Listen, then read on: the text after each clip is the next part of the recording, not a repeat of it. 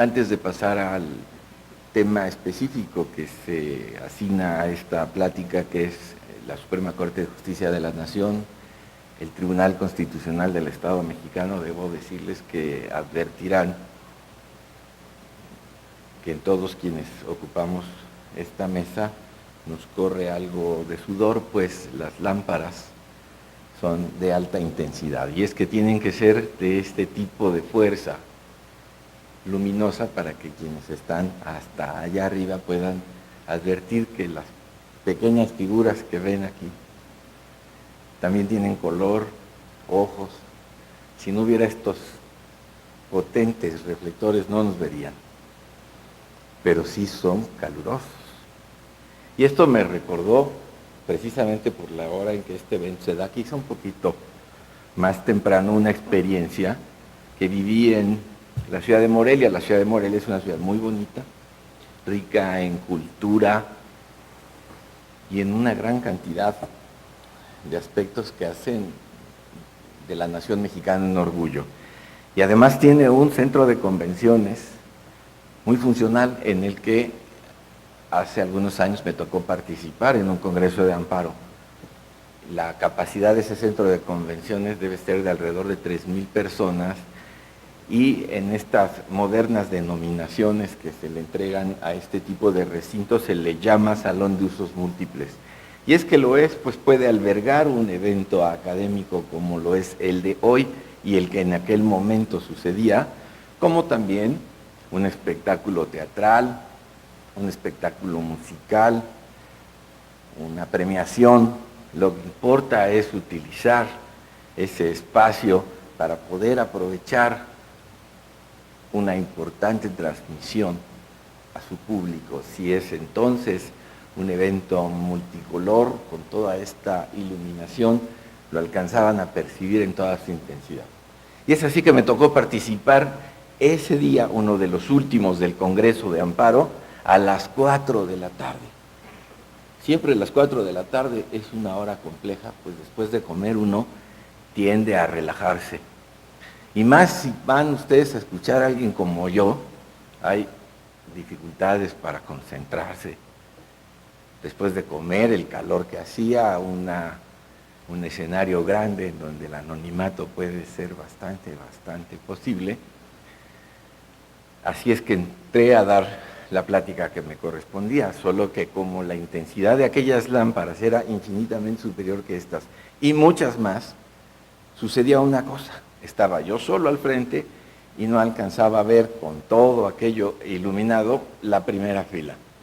Pues este tipo de luces normalmente obstruyen la posibilidad de alcanzar a advertir quiénes están allá abajo. Y muy preocupado por la hora que se daba, por ser una de las últimas pláticas y por lo aburrido que soy, me empezó a entrar un terrible temor, casi pánico, de qué podría suceder. Y entonces, tratando de resolver esto anticipadamente, les dije: está bien, yo sé que las conferencias no siempre son muy seguidas, esto es, hay quienes a veces se cansan, tienen alguna otra actividad. Morelia es una ciudad bonita, quieren conocerla. Este es un congreso de amparo que concita a estudiantes de toda la República, quieren conocer, visitar. Quizá la cátedra que hoy se tiene aquí no es la más convincente, pero como no los veo y hay absoluta libertad de que el que quiera quedarse se queda y que no se puede salir, solo les pido un favor, si es que siguen allí. Cuando se vaya el último me avisa y nos vamos todos, porque no los veo. Pero a ustedes sí los veo. Así que yo estaré pendiente de que cuando se vaya el último me salgo. Muchas gracias a todos por permitirme estar aquí y dirigirme a ustedes en esta primera oportunidad en donde la universidad abre sus puertas, con un tema que a mí me parece fundamental en el conocimiento de quien hoy entra al territorio de las ciencias sociales, muy en lo particular las relaciones internacionales y el derecho. Como bien todos ustedes saben, el individuo requiere del resto de los individuos para poder convivir y alcanzar sus objetivos, sus metas. Es así que el hombre entra en sociedad, y la principal característica de una sociedad es la vida ordenada en ella. Si no hay un orden, ninguna sociedad prospera. Las condiciones de desarrollo del individuo no se alcanzan. Pero para que esta sociedad pueda tener este orden, requiere de algo básico y fundamental. Reglas en donde todos tengamos la obligación de cumplir con los deberes que éstas nos imponen y exigir el cumplimiento de estas mediante los derechos que generan. Si no hay reglas, la sociedad no puede prosperar, y si no prospera la sociedad, no se puede dar el desarrollo de los individuos. La complejidad de las relaciones que implica una sociedad va generando entonces lo mismo, una complejidad en las reglas que le rigen. Los académicos del derecho han encontrado en este tipo de reglas distintas disciplinas. Cuando las reglas alcanzan la convivencia de dos o más personas, el paso del tiempo les fue entregando alguna denominación, le llamaron derecho civil. Cuando la convivencia, esto es, las reglas que regían la conducta de las personas a efecto de ser sancionadas y tener un castigo, incluyendo la pérdida de la libertad, pues le llamaron derecho penal. Cuando la sociedad requería de insumos entregados por los propios componentes del colectivo a través de sus impuestos, estas reglas de convivencia y de tributación les llamaron derecho fiscal. Cuando las reglas se establecieron entre las personas cuando prestaban un servicio a otros a cambio de un salario, pues le llamaron derecho del trabajo, etcétera, etcétera, etcétera. Esto es así el desarrollo del derecho desde las enseñanzas del derecho romano, ha venido caminando a través de su composición, en donde la sociedad requiere de reglas, las reglas se vuelven probablemente en un inicio genéricas y conforme se van especializando, hacen grupos a los que les llamaremos derecho civil, por el objeto y destinatario que tienen, derecho fiscal, derecho penal, derecho administrativo, derecho fiscal, y hoy, ya más modernamente, otro tipo de disciplinas como el derecho ambiental, el derecho de la tecnología, y estas seguirán agrupándose en función de los objetos y de los sujetos y objetivos que persiguen. Si la sociedad entonces se ha de componer por los individuos que la integran, y el único modo en que camine la sociedad son reglas, tiene que haber alguien que en representación de ese conglomerado se encargue de traer al conocimiento de todos la producción de esas reglas, la legislación. Y la legislación entonces, con la fuerza de la legitimación que nos da un representante popular cuando nos sometemos a reglas democráticas, nos dirá cuáles son los parámetros a los cuales habremos de atenernos todos en la convivencia cotidiana. Para su elaboración e interpretación podemos recurrir a las distintas formaciones académicas. Una buena regla la puede hacer probablemente un ingeniero, un arquitecto, alguien que tenga la visión de conjunto y piense que lo conveniente para el desarrollo armónico de la sociedad y la convivencia de sus integrantes, pues sea esta regla. Por ello es que la composición de los congresos, que en un sistema como el nuestro son quienes nos entregan las reglas de conducta denominadas leyes, no necesariamente tiene que haber abogados. Y en la interpretación concurren muchas otras profesiones. Una de ellas que coincide con nosotros en ese objetivo son los contadores. Los contadores interpretan la norma tributaria de una manera bastante más profunda y estructurada que quizá los propios abogados, mas los abogados conservan para sí las esencias de cada una de esas normas.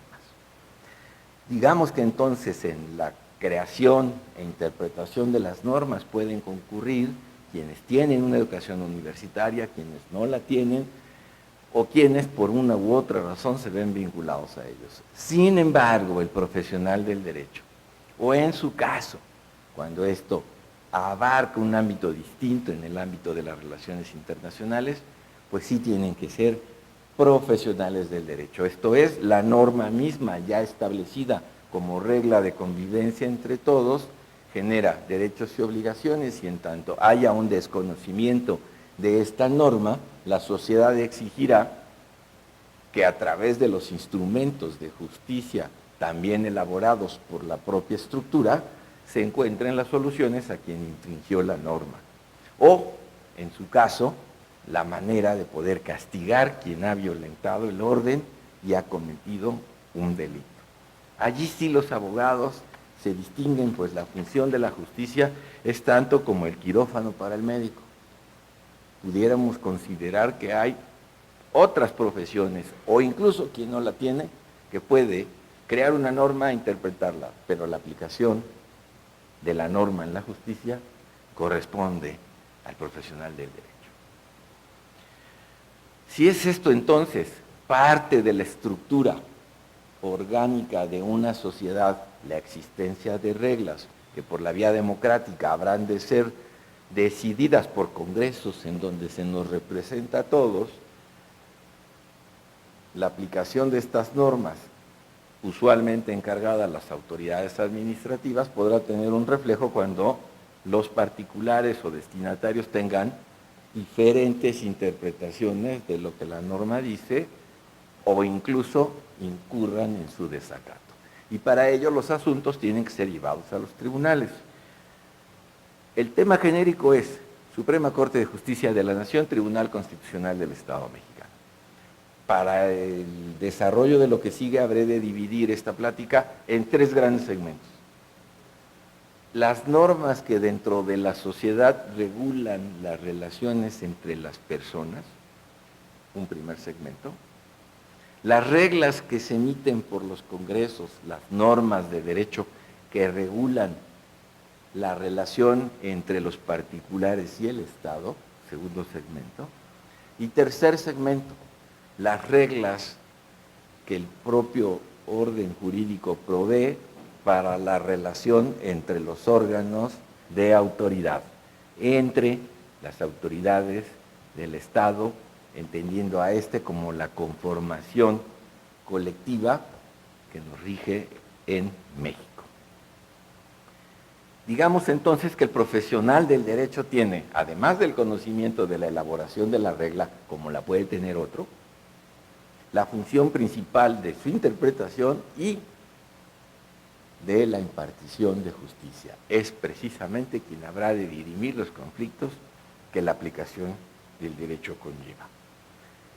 El Estado se compone tradicionalmente de tres elementos, ya lo verán ustedes en el momento adecuado: un territorio, una población y un gobierno. ¿Qué tipo de gobierno? Bueno, un gobierno democrático como el nuestro permite que nuestras autoridades lleguen ahí por decisión nuestra a través de un voto popular. Puede ser por un sistema monárquico en donde también se dé un Estado. Hay territorio, en el territorio hay una población, todos nosotros, y un monarca que nos rige. Ese es el gobierno. También hay Estado. Ese Estado no es un Estado democrático, es un Estado de derecho, porque nosotros no decidimos quién gobierna, pero finalmente es Estado. La conclusión de estos tres elementos: población, todos nosotros; territorio, un lugar en donde estamos asentados; y un gobierno es lo que determina que existe un Estado de derecho, un Estado monárquico, un Estado plural, como ustedes lo quisieran interpretar.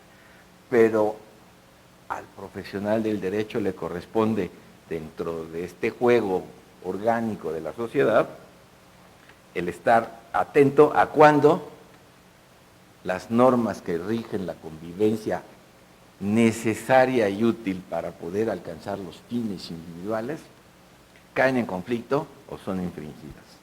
Y esta potestad la ejercen los jueces.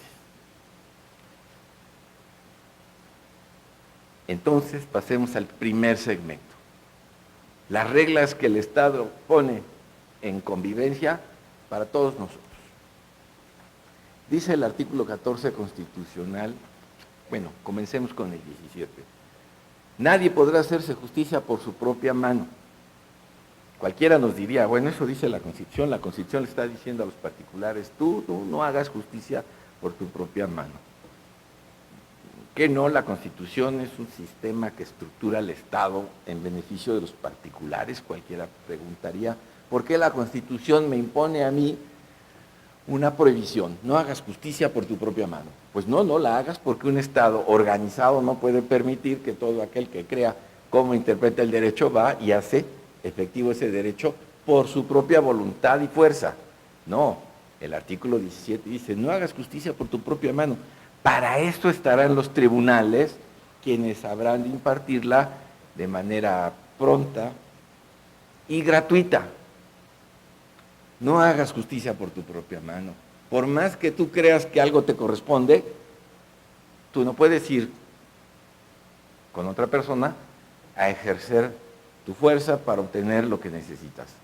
El Estado entonces garantiza que haya tribunales que atiendan tu demanda y a partir de ello, con la fuerza que el propio Estado les entrega y siguiendo los procedimientos del debido proceso, tendrán una solución. Y esa solución habrá de ser exigida, cumplida y obtendrás lo que pretendías.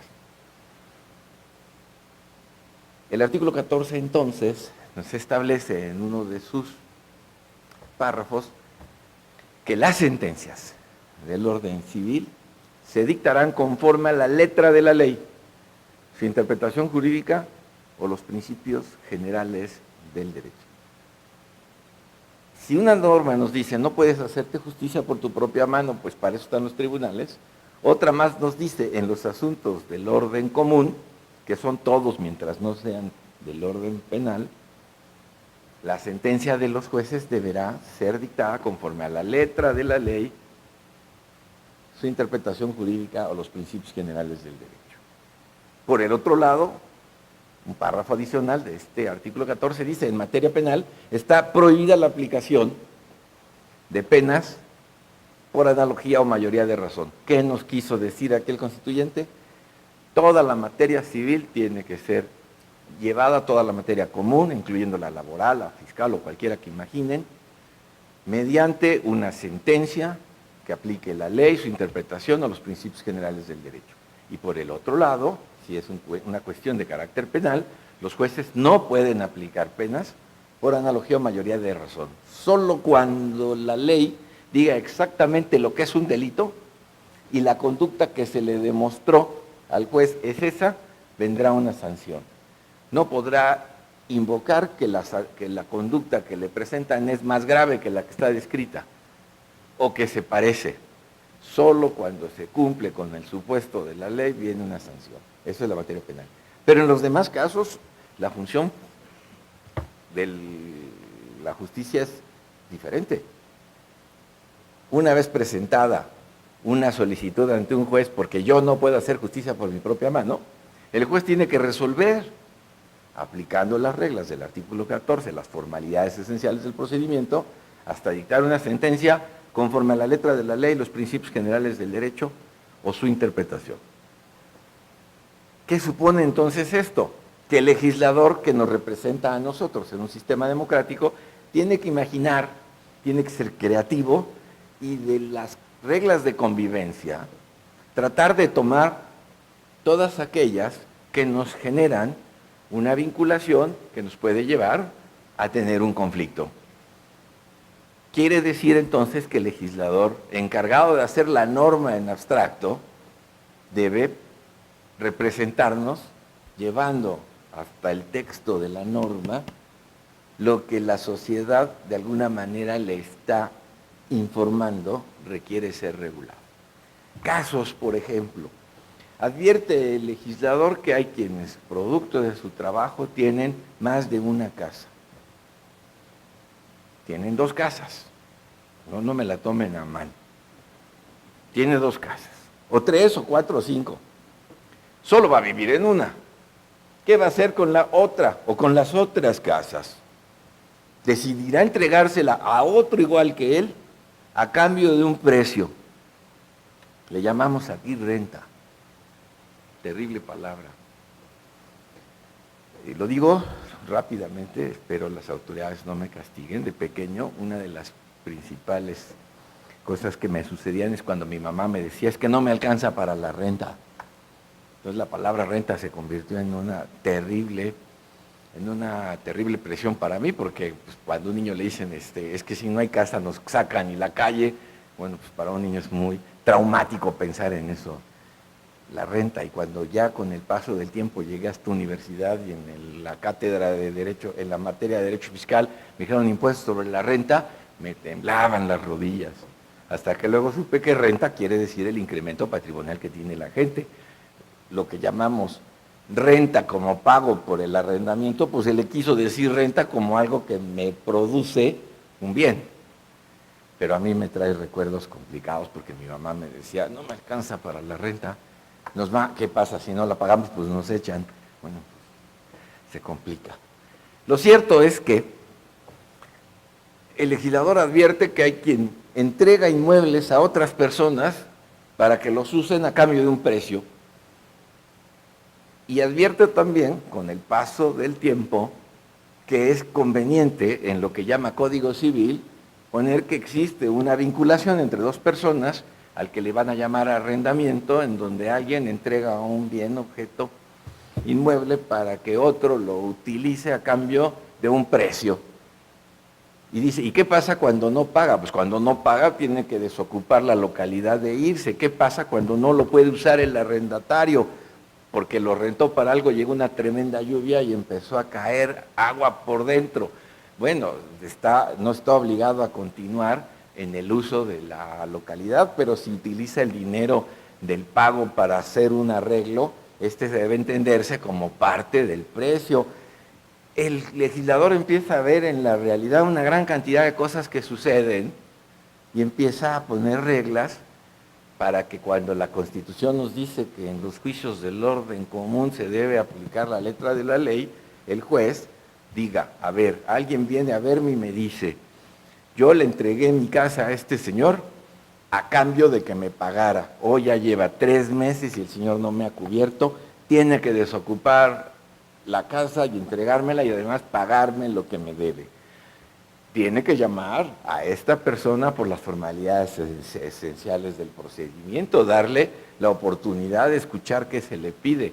Le va a preguntar, ¿usted le pagó? No, no le he pagado. Bueno, pues entonces no tenemos que llegar a pruebas. Usted está confesando que no le ha pagado. Consecuencia, ¿qué dice la ley? Letra de la ley, dice el artículo 14, el que no paga 3 mensualidades tiene que desocupar. Señor, tiene usted que irse. Yo no hice justicia por mi propia mano, entregué una casa, no me pagaron, fui con el juez llamó al inquilino, el inquilino confesó que no ha pagado, el juez buscó en su código, encontró cuál es la consecuencia, la aplicó y lo sacó, y me pagaron quizá, pero por lo menos lo sacaron. Bueno, pues entonces quien impartió justicia tuvo la oportunidad, porque el artículo 14 le dice, conforme a la letra de la ley, pero también dice su interpretación jurídica. El profesional del derecho está llamado más que otros a interpretar la norma. Y es que el legislador, por importante que sea, por cuidadoso que sea y por atento que esté de los fenómenos de la sociedad, siempre vendrá un paso atrás de lo que la realidad le presenta. Pensemos el caso del arrendamiento. Se entrega la localidad, se entrega la casa, el arrendatario tiene que pagar lo que le corresponde en el mes, no han ido a verlo, se presenta a la casa del propietario de la casa, toca, no hay nadie, y entonces toma el precio del arrendamiento y lo pone debajo del tapete en la entrada de la casa. Al no recibir el pago por tercera vez consecutiva, el propietario demanda la desocupación de la casa. Y el juez entonces llama al ocupante de la casa y le dice, el señor dice que usted no ha pagado. Él se defiende al contestar la demanda y dice, eso es una mentira, sí he pagado. ¿Y cómo ha pagado? Pues es que he llegado a buscarlo y no está. Y al no estar, entonces le he dejado el dinero debajo del tapete. ¿Y cree usted que yo voy a tomar esto como correcto? Sí, aquí está un notario que me acompañó ese día y no solo eso, tengo 2 testigos que dan cuenta de que efectivamente yo llegué, toqué, no estaba y le dejé el dinero. El juez dice, a ver qué dice la letra de la ley. ¿Habrá algún caso en donde diga, cuando no esté el propietario en su casa, porque tocaron y no estaba, ¿le puede usted dejar el dinero en el tapete? No, no dice, es que el legislador dice, yo legislo sobre las cosas naturales, no los absurdos. Es como que lo dejó allá abajo. Pero el señor juez, yo traigo a un notario que da fe de hechos, y él vio que yo puse el dinero allá abajo, y además, por si faltaba algo, 2 testigos. Y sigue el juez buscando y dice, ¿dónde está la letra de la ley que diga qué hacer? Porque aquí no se está negando, simplemente dice esto. Y yo le doy fuerza de verdad legal a la fe de hechos del notario de que dejó el dinero allí.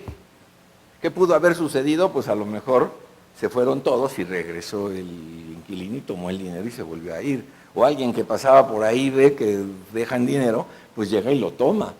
O a lo mejor hasta el propio dueño del inmueble, sabiendo de todo esto, llegó, tomó el dinero, se metió y dice que no recibió el dinero. Entonces el juez tiene que hacer ¿qué? Interpretar. Entonces dice, de acuerdo con la Constitución, yo debo resolver el conflicto de ellos porque no se pueden hacer justicia por su propia mano.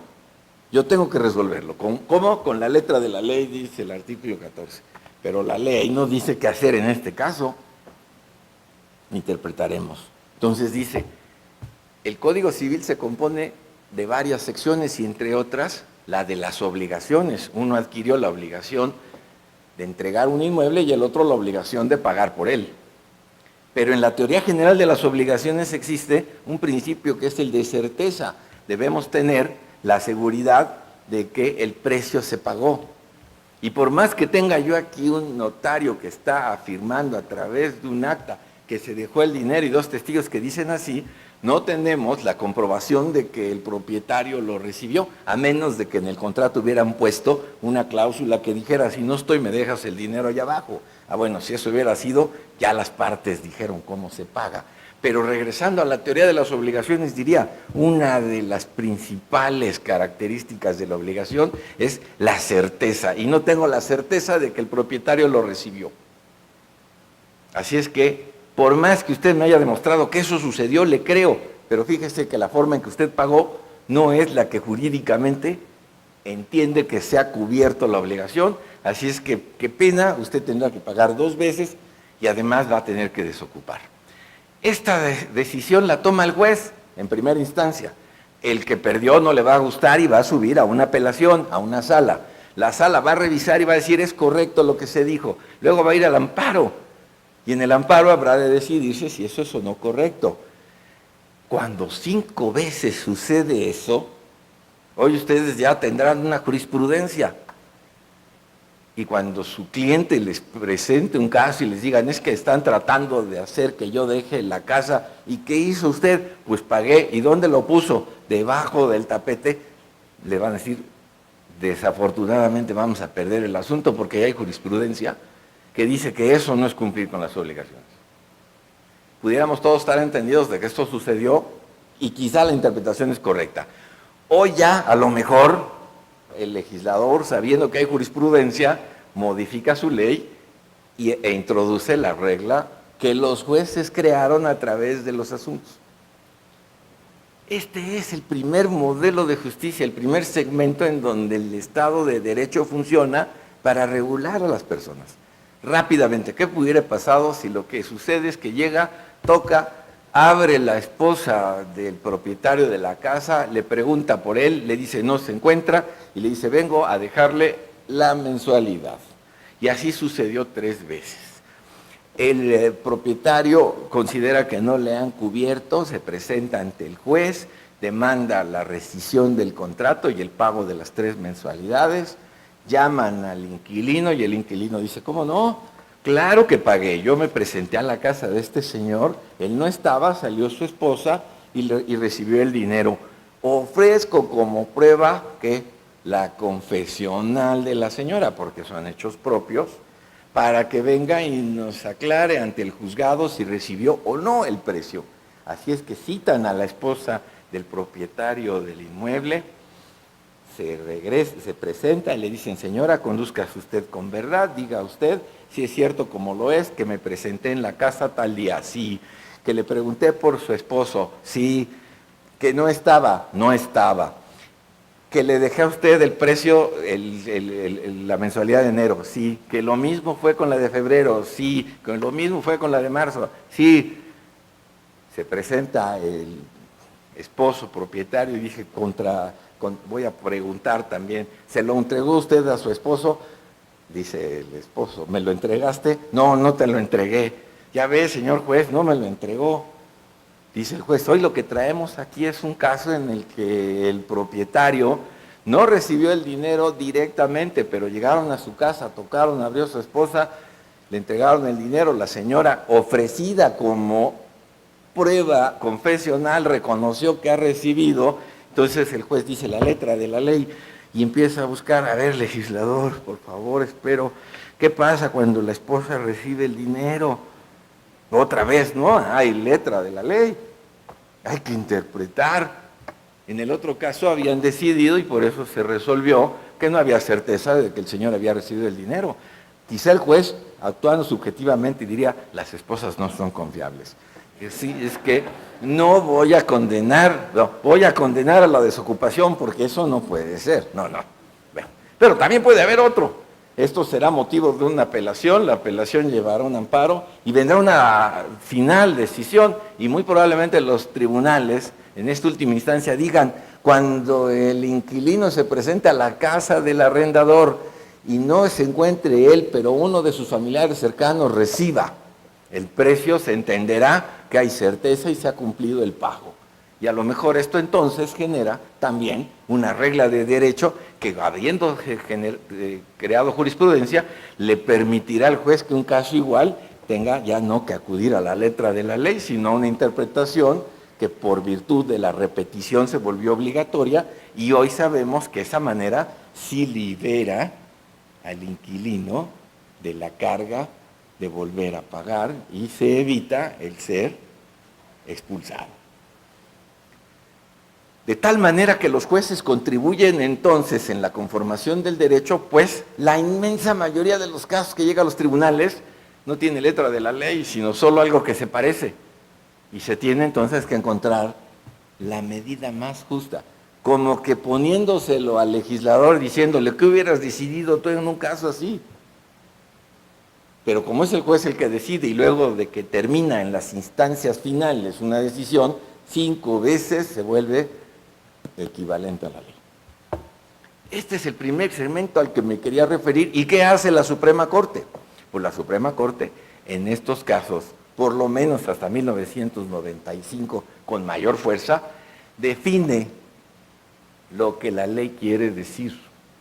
Aquí lo que está sucediendo es que este primer segmento del Tribunal Constitucional es entregarle a todos los integrantes de una sociedad la última palabra de la norma para que ésta se entienda como debe entenderse. Primer segmento.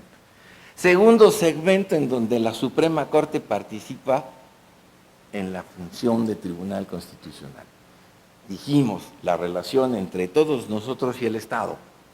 Se publica una ley, yo considero que esa ley es inconstitucional y habré de acudir a un juicio de amparo.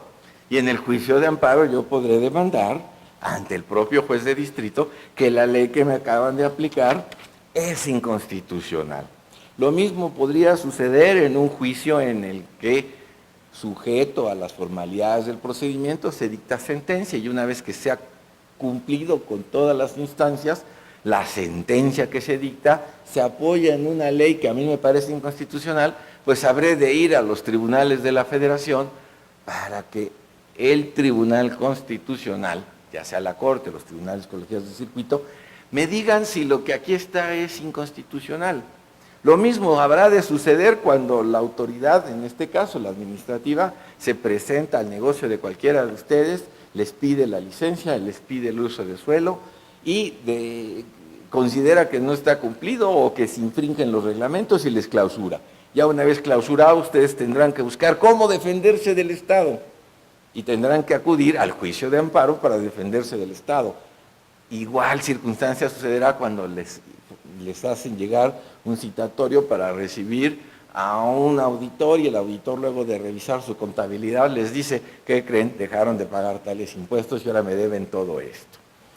En todos estos asuntos en donde nosotros como ciudadanos gobernados nos vemos vinculados con el Estado, ya porque hay una ley que consideramos que es inconstitucional, ya porque hay un acto administrativo que consideramos que es inconstitucional, o porque hay una sentencia del Poder Judicial que creemos se apoya en una ley inconstitucional, podemos ir ante el Tribunal Constitucional a decirle que esto viola alguno de los derechos humanos contenidos en la Constitución o en los tratados y a partir de ello conseguir una protección.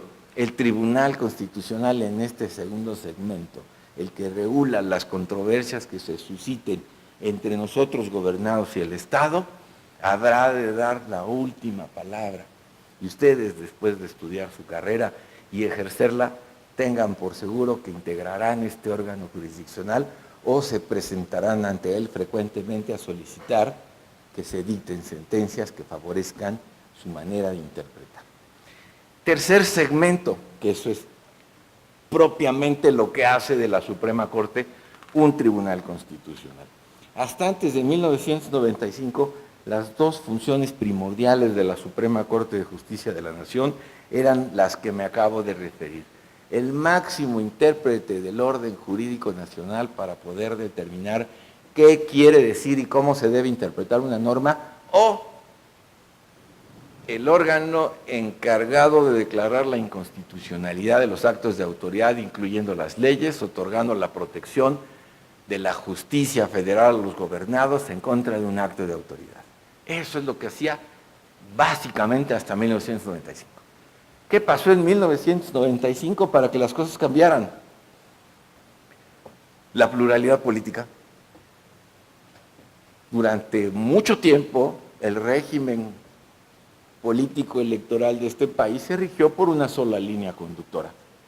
Y cuando había una diferencia entre un gobernador y un secretario de Estado, o un secretario de Estado con el presidente, o el Congreso, independientemente de que su conformación fuera de un solo partido, bueno, pues esto era algo que constitucionalmente estaba reservado para ser resuelto por el Senado de la República, pero que yo recuerde nunca hubo un caso en el que hubiera de resolverse el diferendo entre dos autoridades: un municipio contra una entidad federativa o gobierno, un gobierno contra el Congreso, una cámara contra la otra, una cámara contra el Ejecutivo contra un municipio.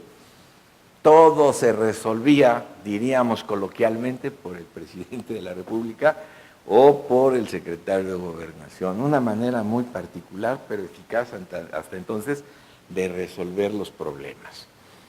La pluralidad política permitió que en el ejercicio democrático de la libertad y poder decidir con la fuerza del voto quién nos gobierna,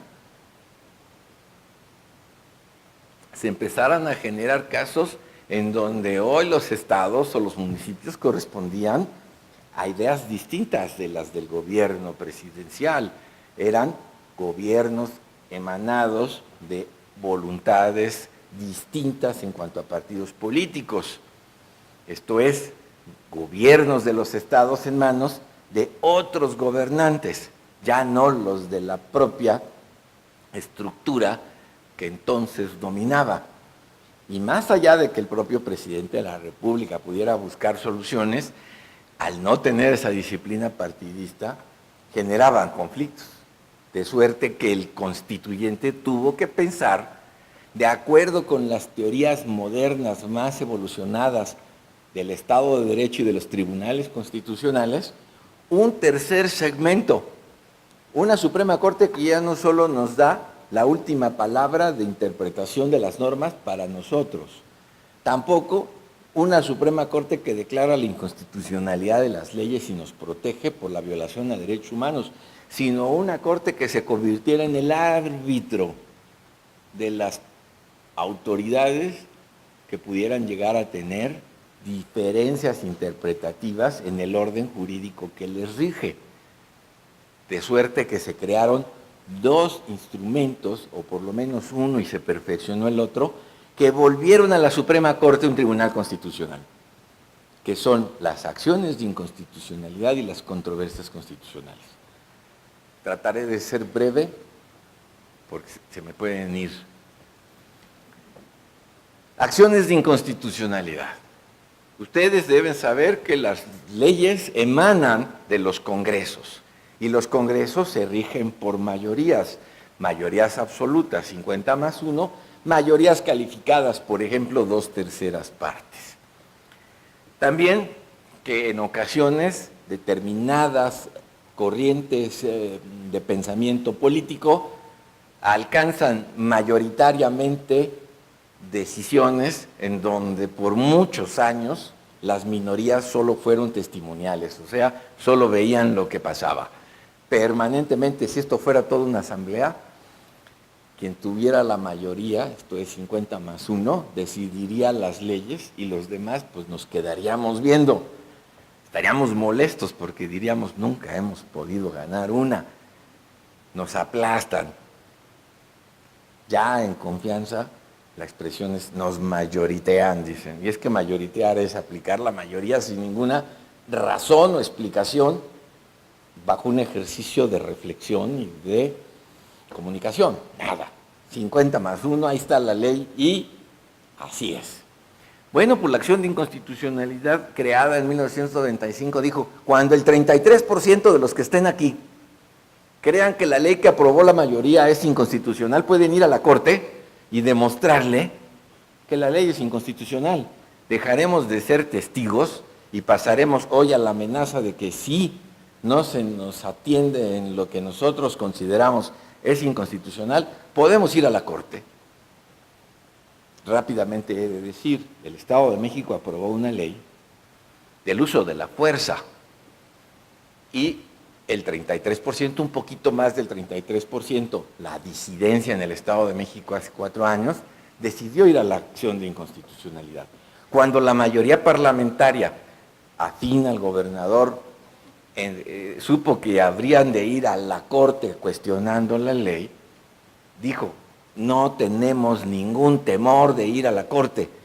Es más, para que vean lo temerarios que somos, nosotros también firmamos la acción de inconstitucionalidad y que diga la Corte si somos violadores de la Constitución. Y pues todos dijeron, vamos todos, firmaron, llega el asunto y pues la primera pregunta que me correspondió hacer, ¿puede la mayoría del Congreso decir que algo es inconstitucional? Originalmente de los que estamos aquí, que seremos 500, 33% decidir la acción. Los otros restantes dijeron, van a ver que no pasa nada, nos sumamos. 86% firmaron la demanda. Bueno, la figura se creó para que la minoría cuestione a la mayoría, argumentando por qué una ley es inconstitucional. Si el 86% viene y me dice que una ley es inconstitucional, lo que les voy a decir es, pues siéntense y cámbienla, porque son 86%. Lo que interesa es que quienes vienen es porque no la pueden cambiar, y no la pueden cambiar porque el 50+1 decide que no. Pero si están todos, es un ejercicio que a mí me pareció lo suficientemente sencillo y simple como para presentar al Pleno de la Suprema Corte el desechamiento de esa, no es desechamiento, pero estoy tratando de ser lo más coloquial, el desechamiento de esa solicitud. ¿Cómo el 86% viene a decirme que lo que hicieron es inconstitucional? Vaya cinismo. Bueno, pues aquí están el 86%, yo dije, esto no tiene problema, aquí está Enrique que decía, no, va a tener problema, va a haber rápido. ¿Qué? 6-5, ¿cómo que 6? Es que dice la Constitución 33%, pero no dice 50%. Bueno, pero es que la Constitución y su exposición de motivos dijo que las minorías tengan un instrumento, no las mayorías. Si permitimos que la mayoría venga, pues me están consultando.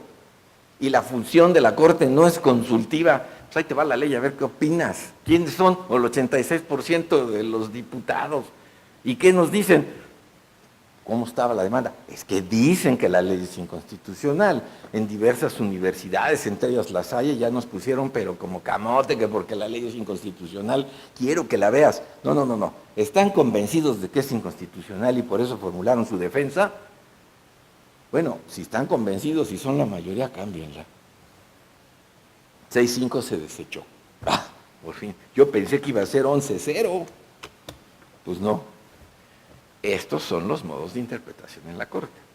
¿Y qué pasó con la acción de inconstitucionalidad? Pues entonces, hoy la tienen el 33%, mientras no sea el número suficiente para poderla cambiar, para llevar la ley a la Corte por inconstitucional. Pero ¿quién más la tiene? Ustedes saben. Deben saberla antes de que la encuentren. Acá está. 33% de los integrantes de un Congreso, ya sea de diputados o de senadores. Los partidos políticos cuando la ley es en materia electoral. La Comisión Nacional de los Derechos Humanos cuando lo que considera es que esa ley viola precisamente estos. La Procuraduría General de la República o Fiscalía cuando ésta se cree. El consejero jurídico del gobierno, el Instituto Nacional de Acceso a la Información cuando se trate de esa materia. Todos ellos pueden venir a la Corte a decir esta ley que acaban de aprobar es inconstitucional. Pero recuerden que si es por parte de los legisladores tiene que ser 33%, pero nunca más de la mitad. A lo mejor alguien cambia y ganan, pero no le arriesguen. Este es uno de los primeros, este es el primer modelo que convierte a la Corte en Tribunal Constitucional. El otro, controversias constitucionales, pluralidad política. Hoy, el presidente municipal de Toluca, de distinto partido que el gobernador considera que ha estado siendo maltratado, pues le han establecido una serie de contribuciones a nivel estatal que ya no le permiten a él cobrarla. No obstante que su hacienda pública se nutre precisamente de esos ingresos. Y esto viola uno de los artículos de la Constitución, 115-116. Pues entonces él dice, voy a la controversia constitucional contra el gobierno del Estado de México porque ha invadido indebidamente mis facultades y hoy no me deja cobrar un centavo. Puede ser entonces una controversia municipio contra municipio, municipio contra el Estado, municipio contra la Federación, municipio contra una Cámara, municipio contra la otra Cámara. Puede ser el Estado contra la Federación, el Estado de Tamaulipas contra el gobierno federal ejecutivo. Puede ser una entidad federativa, Tamaulipas, Yucatán, Sonora, Guerrero, contra el Congreso de la Unión. Puede ser la Cámara de Diputados contra la Cámara de Senadores. Puede ser la Cámara de Diputados contra el Presidente de la República, el Presidente de la República contra la Cámara de Senadores. Puede también ser un órgano constitucional autónomo, algún órgano constitucional autónomo, no los de la primera fila porque saben todo más arriba, Comisión Nacional de los Derechos Humanos, Banco de México, Instituto Federal de Telecomunicaciones, la COFESE, o cualquiera de todos ellos puede venir a establecer una controversia constitucional entre ellos, como ahora tenemos una entre el Instituto Nacional de Acceso a la Información y el Instituto Federal de Telecomunicaciones, pues dijo, tienes que entregar las grabaciones en las que discutieron este asunto en donde se concluyó esto, y aquellos dijeron, no, eso no te lo tengo que dar. Entraron en un diferendo y llegaron en controversia constitucional. En conclusión, y para terminar y no cansarlos, en este tercer segmento, la Suprema Corte se convierte en el Tribunal Constitucional del Estado mexicano, porque cumple, ahora sí, con todas las funciones que el derecho internacional ha buscado y encontrado en los tribunales. ¿Qué resuelve? La última palabra interpretativa del derecho que nos rige a todos. La inconstitucionalidad de las leyes o de cualquier otro acto de autoridad que vulnere los derechos humanos, y a partir de 1995 es el árbitro de las autoridades, ya por virtud de la acción de inconstitucionalidad o de la controversia constitucional. Con estas tres importantísimas funciones, la Suprema Corte de Justicia de la Nación hoy es, a partir de 1995, un tribunal constitucional, pues alcanza dentro de su competencia cualquier diferencia de las que me he referido en estos tres segmentos. Estas ideas, si quieren ustedes, un tanto cuanto desordenadas, solo buscan poner de relieve que el Estado de Derecho en México es una realidad, que nuestra estructura constitucional encuentra en la Suprema Corte de Justicia de la Nación el máximo intérprete de la norma y el protector de los derechos humanos y de la regularidad de las actuaciones de la autoridad.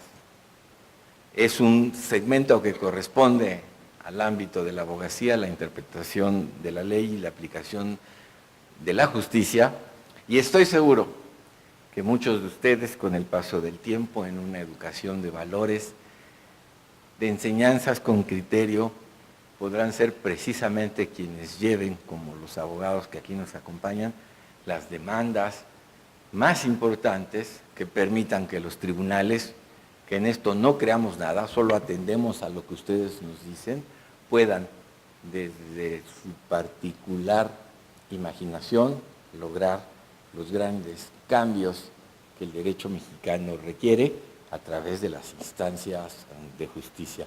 Estoy absolutamente seguro de ello.